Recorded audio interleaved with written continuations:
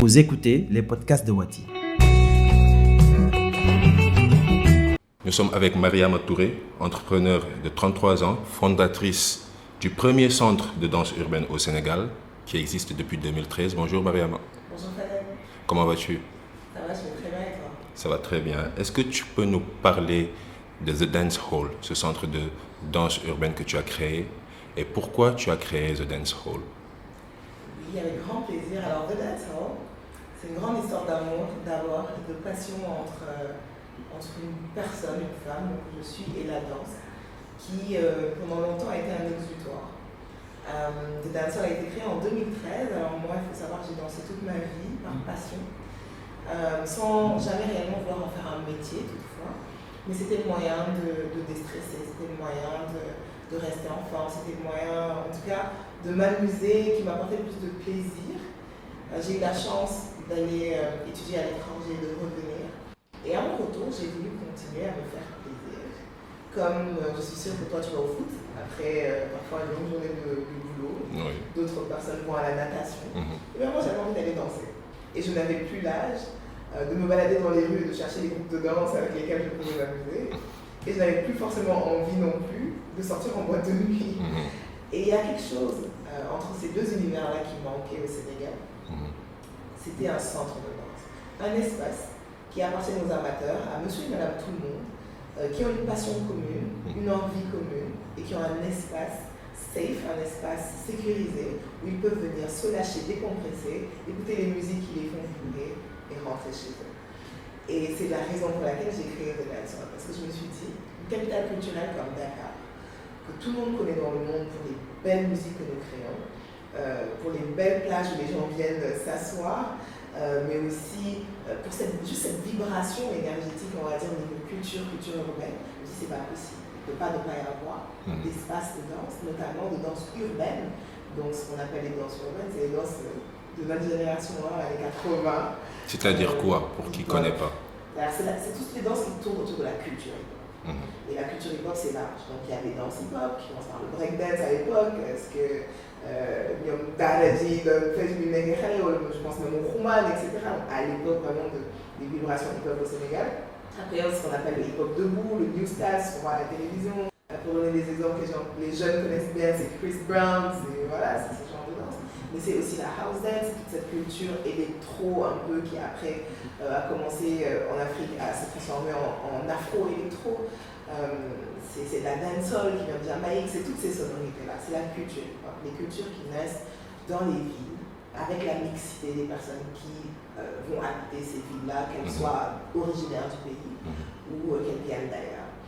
Et c'est ce qu'on appelle aujourd'hui par exemple les danses afro-urbaines, toutes ces sonorités nigérianes qu'on entend, ghanéennes, sud-africaines, etc. On n'écoute plus que ça à la radio, c'est tout ça aujourd'hui qui représente les danses urbaines. Et je me suis dit, c'est pas possible, le Sénégal ne peut pas avoir d'espace comme ça, donc qu'est-ce qu'il faut faire? Eh bien, il faut le créer. Mais pourquoi dans une ville justement qui est aussi créative que Dakar, avec autant de bouillonnement culturel, peut-être pas assez d'institutions où se passent ces bouillonnements culturels, mais pourquoi dans une ville aussi créative que Dakar, The Dance Hall est le premier centre de danse urbaine? Pourquoi ça a tardé? Une raison. C'est une raison rapide. C'est une bonne question, Fadel, parce que c'est le problème que moi j'ai trouvé et c'est celui-là que j'ai voulu résoudre. Je n'ai pas compris pourquoi ni comment au Sénégal il était possible de ne pas avoir de centre de danse. Alors il y a des structures qui existaient, mais qui n'étaient pas spécialisées dans ce urbaine parce que les personnes qui les ont créées étaient d'une autre génération. Donc les personnes qui les ont créées, qui sont des mamans, des grandes sœurs, je pense à Germaine Akoni, qui est à l'école des Sables à Touabdjala, de danse contemporaine, afro-traditionnelle. Je pense à Marianne Niox, qui avait une école de danse contemporaine, de danse classique, qui l'a toujours. Ce sont des personnes qui étaient d'une autre génération, ce n'est pas la culture hip-hop. Et personne de notre génération ne s'était suffisamment donné, en tout cas l'ambition ou les moyens, de structurer quelque chose autour de la danse. Peut-être parce que c'était une question aussi d'image, parce qu'au Sénégal, on sait que la danse reste encore un secteur dans lequel il est difficile d'évoluer professionnellement. Donc c'est un peu compliqué de dire, bon, je vous aime bien, mais en fait je vais ouvrir une école de danse urbaine, je vais mettre de l'argent parce que c'est une entreprise, ça nécessite d'investir de l'argent. Je vais faire payer les gens. Et les gens vont venir. Je pense que la première réaction de toutes les familles, en tout cas la majorité des familles auraient été tu te moques de nous. Et je pense que ça a dû rendre beaucoup de personnes également frileuses. Il y a une autre réalité qu'il faut comprendre aussi, c'est que dans les danses urbaines, la majorité des jeunes qui évoluent là-dedans sont issus de milieux précaires. Donc c'est extrêmement difficile déjà pour eux, en tant qu'individus, en tant que danseurs, de s'accomplir financièrement dans cet art. C'est encore plus difficile d'imaginer se structurer en entreprise et de pouvoir permettre à d'autres personnes d'y accéder. Quels sont les chemins, quelles sont les voies pour organiser le potentiel artistique de la jeunesse ici à Dakar? Le premier chemin, je pense qu'il faut qu'ils aillent à l'école. Quitte à me faire taper sur les doigts. Tu parles de quelle école? Parce que c'est très important. À l'école française, parce que c'est celle qu'on a ici. Je pense qu'il faut que les jeunes aillent à l'école et aillent s'instruire. Parce qu'en recevant cette instruction académique-là, mine de rien, ça nous ouvre des schémas de pensée et ça nous donne un courage, une ambition, une manière de réfléchir que l'on n'a pas forcément lorsque on n'a pas reçu ce type d'instruction. En quoi cela est important pour la danse? Parce que quand on veut aller à un autre niveau, au-delà de juste je danse, je suis danseur, quand on veut se professionnaliser, c'est les mêmes structures, que je sois dans la danse ou dans le BDB. C'est exactement les mêmes structures. Aujourd'hui, vous avez autour de vous, vous avez une entreprise. Nous avons absolument les mêmes droits et les mêmes devoirs. On ne dérange en rien parce que nous sommes une entreprise culturelle, même si j'aimerais bien que nous dérogions à beaucoup de règles, parce que les réalités ne sont pas les mêmes. Mais la vérité, c'est que c'est la même chose. Lorsque je n'ai pas compris comment est-ce que ma société marche, comment est-ce qu'il faut gérer une entreprise, qu'est-ce qu'une entreprise d'abord, qu'est-ce que je peux faire avec, quand je n'ai même pas reçu peut-être cette instruction qui me donne le courage de me projeter en tant qu'entrepreneur, il y a un problème. Donc je reste dans mon art, je reste dans mon métier, mais je ne passe pas au stade d'après. Et à mon avis, l'école change la vision que nous avons du monde et de nos propres capacités, de ce qu'on peut en faire au niveau national et international. Tu as parlé tout à l'heure de l'école des Sables de Germaine Acogny. En 2018, malheureusement, l'école a failli fermer faute de financement. Est-ce que, enfin, on sait qu'entreprendre est très difficile au Sénégal et dans le contexte africain de manière générale. Est-ce que tu dirais qu'entreprendre dans le milieu culturel est encore plus difficile? Alors, je ne peux que prêcher pour ma paroisse, dans le sens où je ne peux pas dire non, c'est la même chose. Mais en même temps, je ne connais pas tous les domaines. Donc peut-être quelqu'un qui va, je sais pas moi, entreprendre dans la santé va me dire mais non, c'est pas le cas. Mais je sais qu'il y a une spécificité qui est liée à notre secteur, qui est le fait qu'il ne soit pas pris au sérieux. Donc au-delà des difficultés qui sont communes à tous les entrepreneurs, nous avons en plus, nous les entrepreneurs culturels, à convaincre d'abord les gens que ce que nous faisons c'est sérieux, à convaincre les gens que ce que nous faisons a de la valeur. Et donc quand on va facturer 5 000, 10 000, 500 000, 1 million, ça a cette valeur. Et à mon avis, ça rajoute une dose en fait de difficulté à notre secteur par rapport à d'autres où évidemment ça va presque de soi. Aujourd'hui, vous êtes une start-up dans les nouvelles technologies, mais personne ne se dit ah non. Vous facturez une application mobile à 2,5 millions, 3 millions, 5 millions, les gens disent oui. Alors que The Dancehall facture une prestation à 3 millions, on va dire, mais en fait, il est fait. On va dire, en fait, il danse. Tu nous factures 3 millions pour qu'il vienne danser 10 minutes. Donc, c'est une question d'image, il y a une question de valorisation de la culture qui n'est pas spécifique au Sénégal, qui est un peu partout pareil, sauf que dans beaucoup de pays, ils ont déjà réussi un peu à industrialiser l'industrie du divertissement, l'industrie du entertainment. Parce que nous, on vend en fait un service qui est émotionnel. On ne vend pas un service qui est absolument nécessaire. On ne vend pas de l'eau. C'est d'abord un produit émotionnel. Les gens ont besoin de dire ça c'est pour mon bien-être, ça c'est pour mon plaisir. Mais si je n'ai pas de quoi manger, je vais pas aller me faire plaisir. Et donc en ça, c'est normal que les gens parfois ne prennent pas trop au sérieux, c'est quelque chose qu'on peut couper. À mon avis, ça rajoute énormément de lourdeur. Et puisque la société en général a cette image, eh bien, les politiques ont également cette image, parce qu'ils sont issus de la société, ils ne sont pas exceptionnel. Et en ce sens, donc les politiques qui devraient être mises en place pour accompagner les artistes, notamment les artistes danseurs, mais les artistes aussi en général, ne sont pas forcément mises en place parce qu'on ne comprend pas encore la spécificité de leur métier, on ne comprend pas leur réalité. Ce qui est aussi normal parce qu'eux-mêmes ne comprennent pas encore tous les tenants et les aboutissants de l'industrie dans laquelle ils sont. Et donc au final, on a un couteau double tranchant. Au Sénégal, les politiques culturelles, leur âge d'or, c'est de l'époque de Senghor, où il y avait beaucoup d'initiatives. Depuis l'époque des programmes d'ajustement structurel, tous ces secteurs qui ont été jugés non nécessaires ont connu de grandes coupes budgétaires, mais aussi un manque de considération, il faut le dire. Cela a un impact sur les possibilités d'entreprendre dans ce secteur. Mais pour toi, comment ce manque de considération se reflète aussi? Quel impact cela a chez les jeunes de manière générale, en dehors de ceux qui veulent entreprendre? Alors, déjà, moi, je n'aurais pas qualifié ça d'un manque de considération. C'est comme je disais tout à l'heure, nous n'avons que les dirigeants qui sont à l'image de notre société. Et donc, à mon avis, il y a un manque de compréhension des enjeux. Et c'est le cas pour tout le monde. C'est le cas pour la personne que je vais croiser dans la rue tout de suite, à qui je dis j'ai une école de danse, j'ai investi tant de millions de danse, je ne fais que ça de rêve. Parce que sinon, le premier réflexe, c'est de me dire ah ok, vous avez une école de danse, mais à part ça, vous faites quoi? À part ça, vous faites quoi? Et à mon avis, c'est la même chose pour les politiques qui, par manque de compréhension des enjeux, même d'une entreprise comme The Dancehall. Moi, je vous le dis, il n'y a absolument aucun politique aujourd'hui qui comprend ce que je fais à The Dancehall, qui comprend quel est le business model réellement, quelles sont les potentialités que cette entreprise a. Il y en a. Il faudrait qu'on s'asseye pendant 2 heures, et encore, je ne suis pas sûre qu'à la fin de là, ils auraient vraiment compris. Donc c'est pour dire que quand on ne comprend pas quelque chose, on ne peut pas le considérer. Moi, je ne le vois pas comme juste un manque de considération. La preuve, c'est que même lorsqu'ils considèrent plus ou moins un secteur, par exemple le secteur de la musique, les politiques qui sont mises en place ne sont toujours pas adaptées. Parce qu'ils considèrent, parce que maintenant il y a un effet de masse, mais sans comprendre encore une fois ce qui est nécessaire à cette industrie. C'est-à-dire qu'on n'y va pas en profondeur, il y a une compréhension superficielle de ce secteur-là. Ce n'est même pas une compréhension superficielle, c'est on fait parce qu'il faut faire. Ok. C'est ça fait beaucoup de bruit, ça mobilise beaucoup de gens. Aujourd'hui, le milieu du hip-hop au Sénégal, il est incontournable.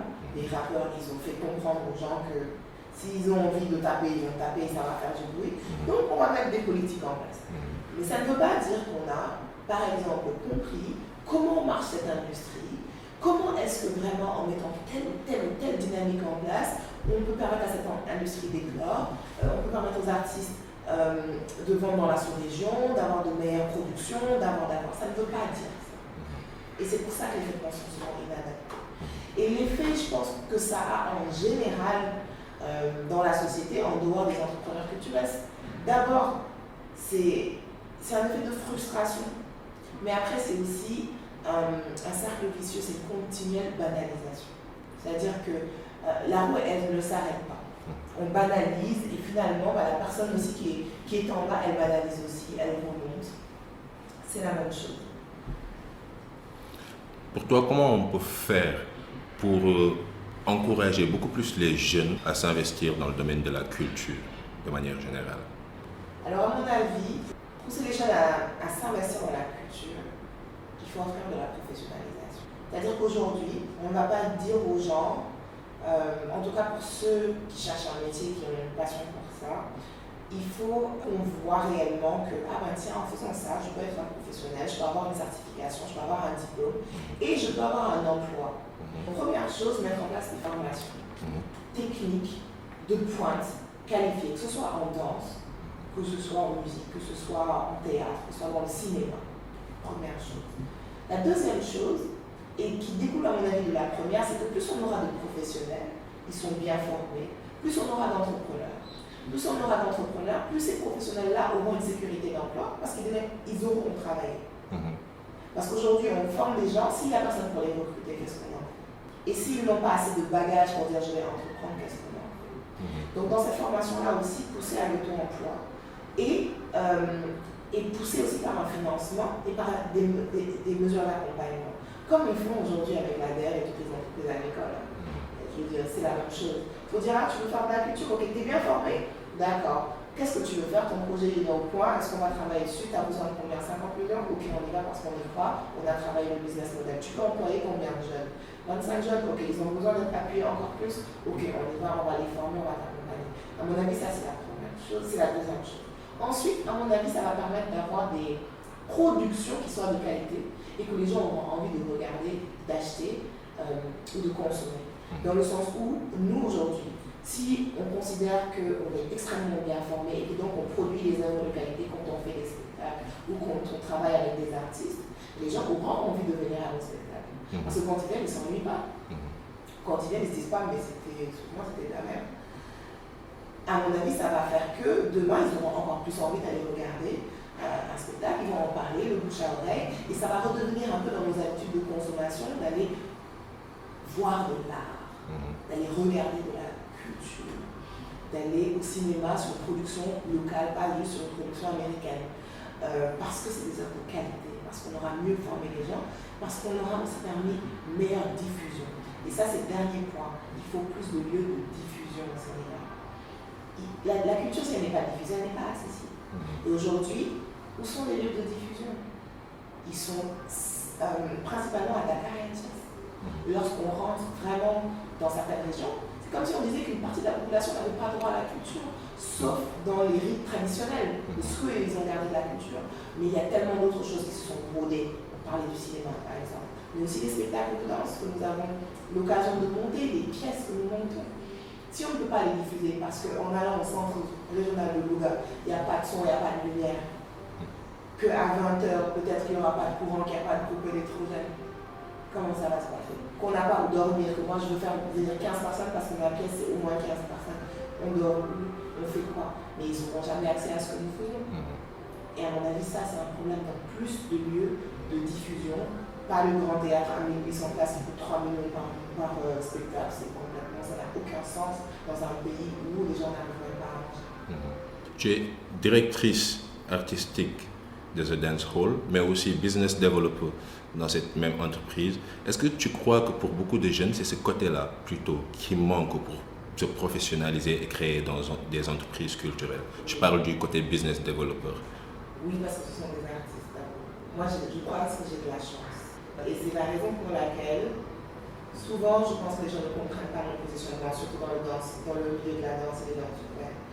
On en a beaucoup parlé dans les dernières semaines. J'ai été conviée à une tonne de réunions, on parle un peu du développement, en tout cas économique du milieu des arts, notamment de la danse.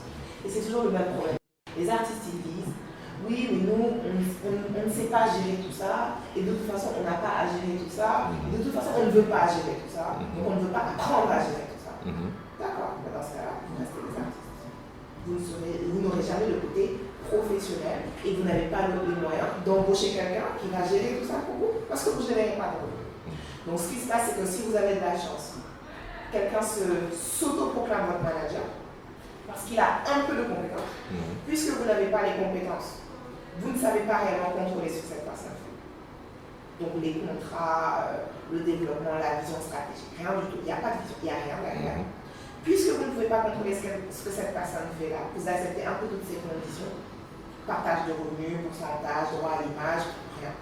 Et finalement, un jour, elle se lève, elle vous fait un contrat, vous n'êtes pas content, vous virez la personne et vous repartez à zéro. Il faut aller à l'école.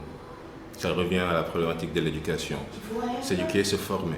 Il faut aller se former, même si ce n'est pas par le canevas, on va dire, standard, oui, je fais toutes mes classes. On a YouTube aujourd'hui.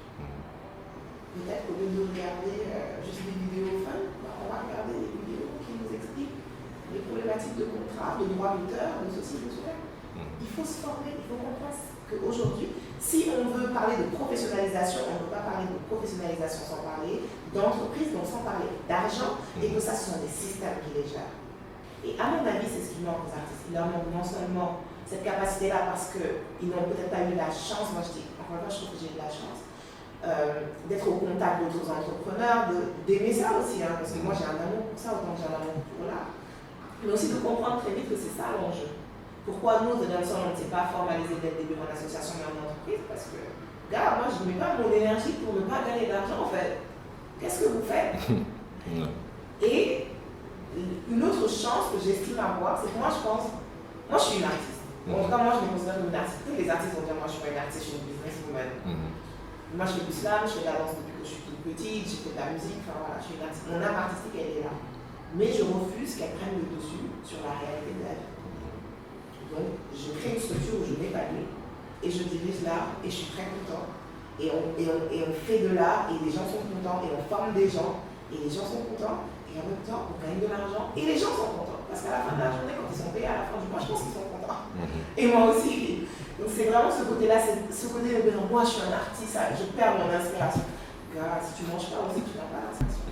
Carrément. On arrive à la fin de cette interview. J'aimerais te poser une question.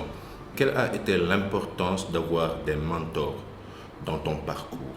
Comment cela t'a aidé pour accomplir ce que tu as accompli jusqu'à présent? Ça a été fondamental.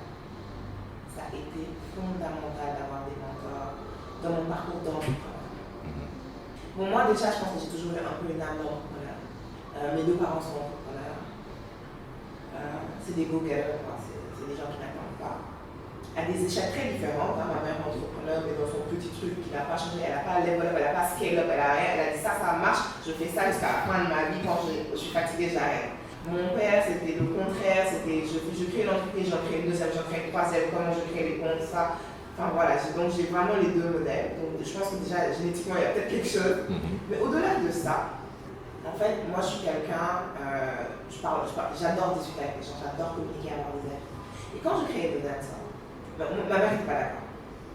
Je suis allée faire mes études, je suis revenue, ils ont dépensé beaucoup d'argent. Et j'ai dit, je veux créer une école de danse. Ils m'ont dit, en fait, ça ne marche pas comme ça. C'est compliqué. Non, c'est même pas ça, ça ne marche pas comme ça. Va travailler. Quand j'ai commencé The Dancehall, ou quand j'ai voulu commencer The Dancehall, comme mes parents n'étaient pas d'accord, j'ai économisé de l'argent pendant un mois. J'avais 2 emplois. J'avais un emploi de jour, donc de 8h à 17h. J'avais un emploi du soir, donc de 17h à 21h. Et j'ai pris cet argent et je l'ai économisé jusqu'à pouvoir l'utiliser pour ouvrir ma structure. Au Sénégal, quand tu as un peu d'argent pour faire quelque chose, on va te dire je suis pas d'accord, mais on va pas dire plus quoi. Et après, il a fallu passer une étape qui était fondamentale. C'est que c'est toutes les économies que j'avais. C'est toutes les économies que j'avais. Et j'avais un doute. Je veux ouvrir une école de danse. J'avais cette question, mais j'avais un doute. Et c'est mon mentor, qui à l'époque n'était pas mon mentor, était un ami, mais qui en fait est devenu mon mentor, et jusqu'à aujourd'hui en lien, qui m'a dit en fait, fais-le. On s'est assis, je n'oublierai jamais ce jour-là, parce que c'est le lendemain que j'ai débloqué le chèque et que je suis allée le faire. Et je pense que si je n'avais pas eu cette personne-là qui m'a poussée, m'a dit, Mariama, à un moment donné, il faut arrêter de réfléchir. Tu as déjà réfléchi, là, c'est bon. Maintenant, il faut y aller, c'est à l'instant. Il dit les choses, il faut les expérimenter pour savoir ce que ça va. Et ça a changé ma vie.